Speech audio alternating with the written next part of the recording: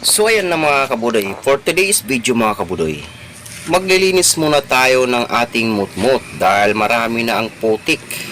Makapal na ang mga putik sa ilalim dahil pwede ng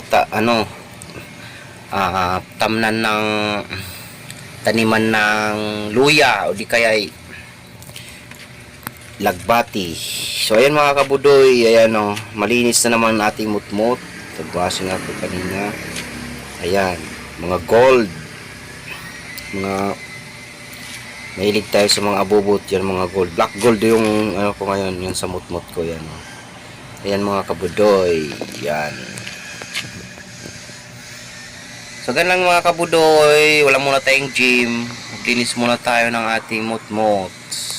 Ayan kasi makapal na ang dumi.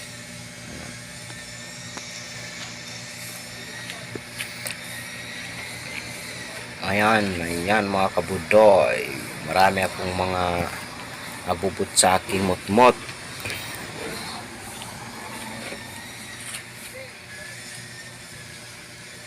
Sa inyo mga kabudoy, maraming salamat sa inyong panonood sa aking mga video. Pa-like and share na lang mga kabudoy. Maraming salamat sa inyo mga kabudoy.